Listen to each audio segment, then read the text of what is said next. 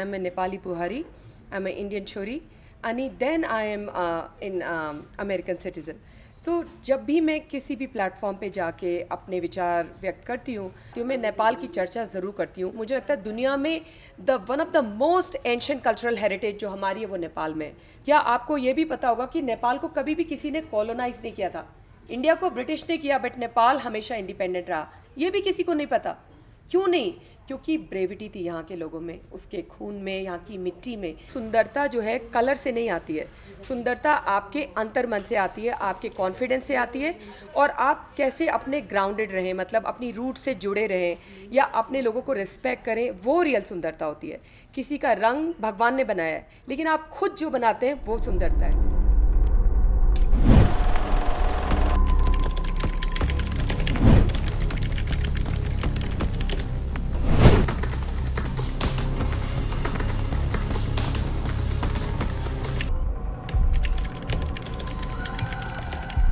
आदरणीय दर्शकबिन नमस्कार। नेपाल धारमा यहाँलाई हार्दिक स्वागत छ। म प्रकाश चामलिङ। दर्शकबिन, अहिले म एकजना भारतको छोरी, नेपालको बुहारी, जो चाहिँ अमेरिकामा बसेर नेपालको रिप्रेजेन्ट, नेपाललाई उहाँले चिनाउने काम गर्नुभएको छ। उहाँ हुनुहुन्छ मीना गुप्ता, मिसेस युनिभर्सको विनर पनि हुनुहुन्छ। छोटो मिठो कुराकानी गर्न गइरहेछौँ। आउनुहोस्, उहाँलाई स्वागत गर्नु। स्वागत छ।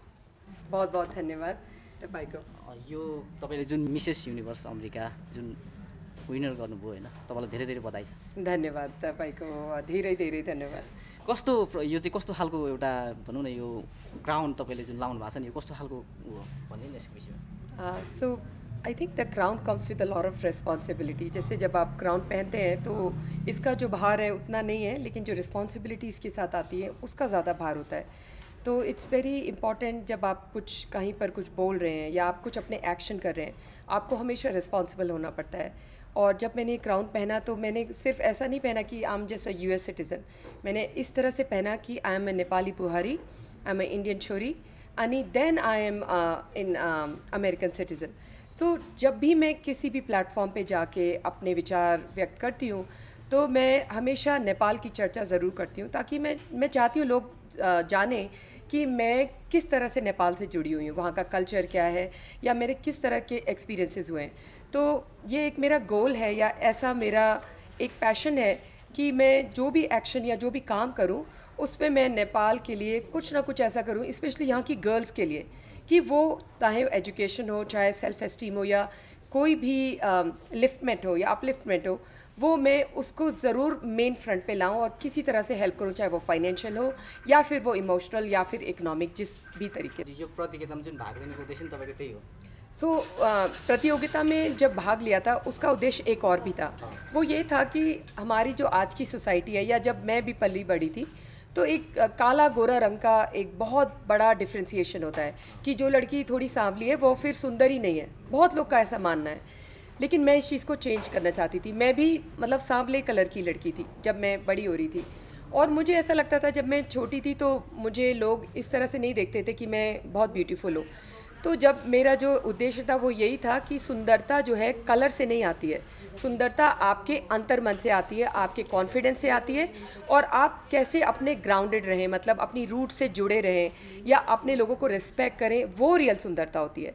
किसी का रंग भगवान ने बनाया है, लेकिन आप खुद जो बनाते हैं वो सुंदरता है। भगवान आपको मोटा, पतला, लंबा, छोटा, काला, गोरा बना सकते हैं, लेकिन आप खुद को क्या तराश के बनाते हैं, मेरे हिसाब से वो सुंदरता है।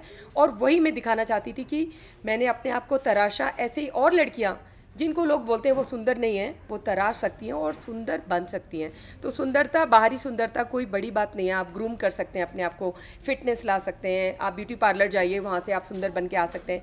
लेकिन जो रियल सुंदरता है ना, जो कॉन्फिडेंस या रिस्पेक्ट, ग्रैटिट्यूड, वो मुझे लगता है सबसे रियल सुंदरता है। और एक यही उद्देश्य था पैजेंट करने का। जस्तो तपाईँ त अब इन्डियामा जन्मिनुभयो होइन, नेपालमा बिहे गर्नुभयो, अहिले त्यसरी अमेरिकामा तपाईँ आफ्नो जुन कामलाई, आफ्नो उद्देश्यलाई त्यो ठाउँमा गरिरहनु भएको छ। यो जुन प्रतियोगितासम्म पुग्नलाई तपाईँले जुन गर्नुभएको सङ्घर्ष चाहिँ कस्तो खालको थियो? जस्तो तपाईँ त बुहारी हुँदा अलिक अप्ठ्यारो पनि त हुन्थ्यो होला नि, त्यसमा अलिक कठिन संघर्ष तो था।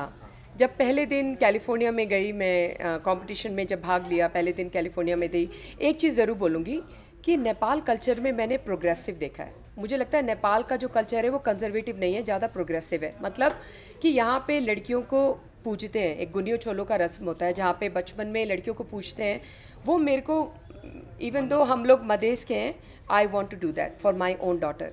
तो मुझे लगता है नेपाल में लड़कियों का जो स्टेटस है ना वो कहीं ज़्यादा अच्छा है other countries compare to other countries, तो वो मेरे लिए बहुत गर्व की बात है। तो संघर्ष था, लेकिन एक ये भी अच्छी था क्योंकि मेरी फैमिली काफ़ी प्रोग्रेसिव थी। मेरे ससुर जी हमेशा बोलते रहते थे कि अब क्या करना है, आगे क्या करना है। वो हमेशा, वो खुद भी माननीय मेंबर ऑफ पार्लियामेंट हैं, तो कहीं ना कहीं ससुराल से बहुत ज़्यादा प्रोत्साहन मिला और हस्बैंड से भी बहुत ज़्यादा प्रोत्साहन मिला। अमेरिका गई तो स्विमिंग सीखी, ड्राइविंग सीखी, इंग्लिश बोलना सीखा, कॉन्फिडेंस लिया, जॉब की, कॉर्पोरेट करियर बनाया। तो मतलब जीवन सीखने का ही नाम है, लेकिन सीखना भी तब ज़्यादा अच्छा होता है जब आपकी फैमिली बहुत सपोर्टिव हो।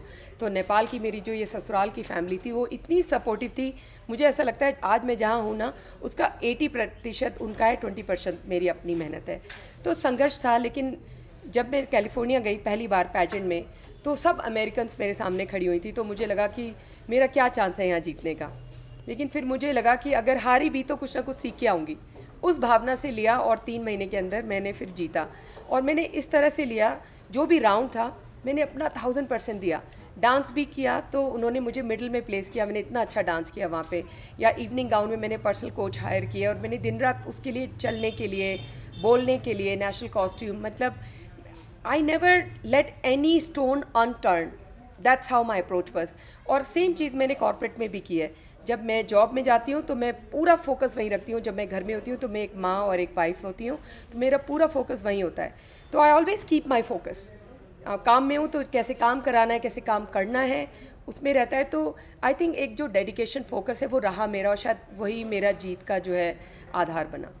जस्तो अब तपाईँ ब्युटी प्रेजेन्ट मार्फत चाहिँ अब नेपालको जुन संस्कार संस्कृति, जुन नेपालको हेरिटेजहरूको विषयमा तपाईँले यसलाई इन्टरनेसनल कसरी गर्न सकिन्छ भनेर यो पनि कुराकानी गर्नुभयो होइन जी। अब यो सँगसँगै तपाईँले समाजसेवाको एउटा भावना जुन लिएर आउनु भएको छ, माइती नेपाललाई जुन त्यो आफ्नो डोनेट पनि गर्ने घोषणा गर्नुभएको छ, अरू के छ तपाईँले गर्न खोज्नु भएको? जी, तो सियाटल में जहाँ मैं रहती हूँ वहाँ पे एक सोसाइटी है कॉल नेपाल सियाटल सोसाइटी। इसी तरह से हर एक स्टेट में, हर एक सिटी में नेपाल की एक सोसाइटी होती है उसको रिप्रेजेंट करने के लिए। और एक दूसरी है NRN, नॉन रिटर्न नेपली। तो मैं उनके साथ जब उनके कोई कल्चरल प्रोग्राम होते हैं या कुछ भी इस तरह की चीज़ें होती हैं, मैं ट्राई करती हूँ कि मैं नॉन नेपलीज़ को लेके आऊँ उन इवेंट्स में, ताकि लोग देखें कि हमारा क्या कल्चर है। जब मेरी नेपाल में शादी नहीं हुई थी तो मुझे ऐसा लगता था कि नेपाली फीचर्स या नेपाली एक तरह के दिखते हैं। जब मेरी शादी हुई, जब मैंने देखा नेपाल का कल्चर, इतनी डाइवर्सिटी, मुझे लगता है ये लोगों को पता होनी चाहिए, पता चलनी चाहिए कि नेपाल में कितनी ज़्यादा एंशिएंट कल्चरल, मुझे लगता है दुनिया में one of the most ancient cultural heritage जो हमारी है वो नेपाल में है। अगर आप कपिल वस्तु, गौतम बुद्ध को भी देखें, बहुत सारी किताबों में गलत भी लिखा है, लेकिन वो नेपाल की हेरिटेज है। तो जब नेपाल की इतनी एंशिएंट हेरिटेज है तो लोगों को उसके बारे में पता चलना चाहिए। तो एक वो मेरा गोल होता है। जब भी किसी भी इवेंट में जाती हूँ मैं नेपाल की चर्चा ज़रूर करती हूँ, वहाँ की डाइवर्सिटी, वहाँ का जो कल्चर है या वहाँ का जो भी एक यूनिकनेस है। क्या आपको ये भी पता होगा कि नेपाल को कभी भी किसी ने कॉलोनाइज नहीं किया था, इंडिया को ब्रिटिश ने किया, बट नेपाल हमेशा इंडिपेंडेंट रहा। ये भी किसी को नहीं पता। क्यों नहीं? क्योंकि ब्रेविटी थी यहाँ के लोगों में, उसके खून में, यहाँ की मिट्टी में।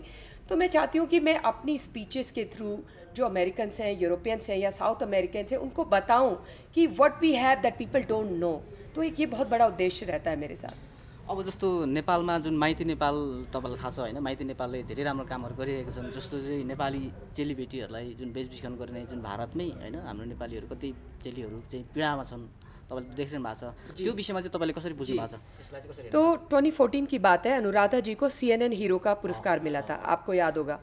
तो तब मैंने उनको पहली बार देखा था, वो सियाटल आई थी और सियाटल में ही कॉन्फ्रेंस के थ्रू चर्चा हो रही थी। तब उनका एक प्रेजेंटेशन चल रहा था, वहीं से आई वॉज डीपली टच्ड। उनकी मतलब जिन लड़कियों को उन्होंने रेस्क्यू किया था, उन्होंने बेसिकली अपनी पूरी लाइफ समर्पित कर दी उसमें। तो उनका ये कहना है, जब मेरा बात हो रही थी उनसे वेमेंस डे पे, एक बार फिर चर्चा हुई उनसे, तो उनका ये कहना था कि कुरा करने पर नहीं होता ही ना, मतलब बात करने से नहीं होगा, एक्शन से होगा। फील्ड में उतरो, कंबल जो भी है आपके पास वो दो। वहाँ से आई गॉट मूव और मैंने डिसाइड किया कि जब मैं अपनी कुछ करूँगी, अपनी अर्निंग का कुछ % मैं दूंगी माइती नेपाल को, क्योंकि ये वो लोग हैं जो फील्ड में जाके रेस्क्यू कर रहे हैं लड़कियों को, किस कंडीशन में कैसे। आपको ये भी नहीं पता कि मतलब अनुराधा जी की अपनी जान पे कभी आ जाता है, जब वो रेस्क्यू करती हैं, कितना जोखम उठा के करती हैं। तो हम तो कुछ भी नहीं कर रहे फंडिंग देके, उन लोगों में कितनी ब्रेविटी, कितना साहस है जो रेस्क्यू करती हैं। तो एक ये बड़ी मेरे अंदर था कि मैं I got moved when I met her, when I talk to her, when I saw the presentation and also when I talk to her on women's day. तो वहाँ से मैं बहुत मूव हुई। जस्तो नेपालमा तपाईँ कति सालमा बिहे गर्नुभयो? बिहा हो के 17 इयर्स, 17 साल। 17 सालमा। नेपाली भाषा चाहिँ तपाईँलाई कमै आउँछ? अलिकति आउँछ। अनि मेरो हस्बेन्ड से मैं प्रार्थना गर्छु तपाईँ बोल्नुहुन्छ, but he doesn't talk much, so I don't learn much, but I try to like अलिअलि कुरा गर्छु मेरो फ्रेन्ड्ससँग अनि दोस्तसँग। And majority of my friends are Nepali, just so you know. I am born in India, but like 90% friends in America they are Nepali. तपाईँले जुन खालको एउटा उद्देश्य लिनुभएको छ, जुन एउटा यो तपाईँले क्राउन त आफ्नो पहिराइसक्नुभयो होइन, जुन उद्देश्य यो मार्फत तपाईँले जुन समाज सेवा अथवा नेपाललाई जुन चिनाउने तपाईँको जुन उद्देश्य छ त्यो पुरा होस्। हाम्रो तर्फबाट तपाईँलाई शुभकामना। Thank you so much. Thank you so much भैया, थ्याङ्क यू।